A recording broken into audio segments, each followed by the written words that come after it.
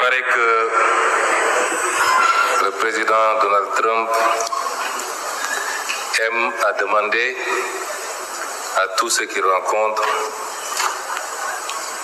s'il méritait qu'on lui décerne le prix Nobel de la paix.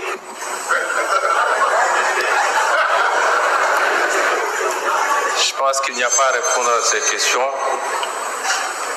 La seule qui veuille d'être posée en termes de réponse est de se demander est-ce que depuis 1 an qu'il est au pouvoir, à la tête de la superpuissance que sont les États-Unis, est-ce que le monde est plus sûr? Est-ce que le monde est plus stable? Est-ce que le monde est en paix?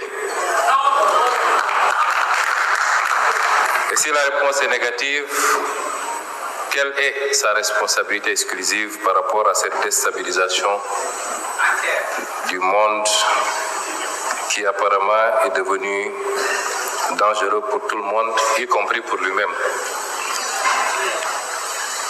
Imposer la démocratie, M. Boniface l'a rappelé, les logiques internes et nationales ne s'imposent pas de l'extérieur.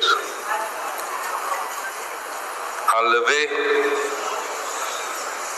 des présidents en fonction,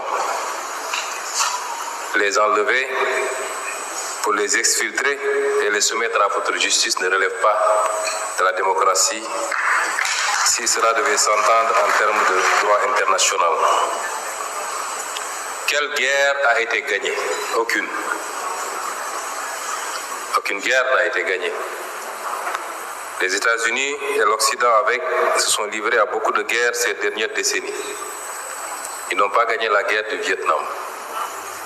Ils n'ont pas gagné la guerre en Irak, en Afghanistan, en Libye, en Syrie. Ils n'ont pas gagné la guerre même au Somalie, où ils ont été obligés de se retirer poursuivis par des bandes armées. À part semer le chaos et le désordre derrière eux dans ces pays, aucune de ces guerres n'a été gagnée parce qu'aucun des objectifs n'a été atteint. On ne citera pas ces pays comme des exemples de démocratie sous la conception occidentale s'entend.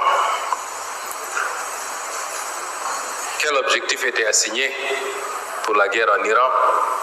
C'était de remplacer un régime, cela n'a pas été fait.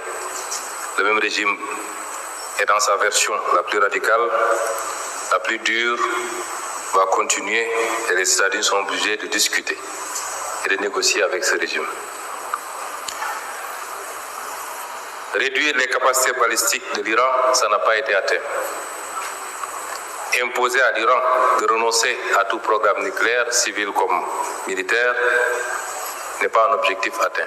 Aucun des objectifs n'a été atteint et pourtant le monde est plongé dans un chaos que rien ne justifie.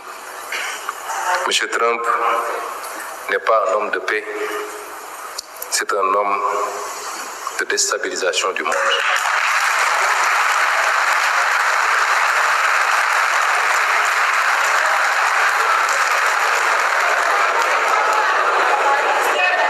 Et à côté de tout ça,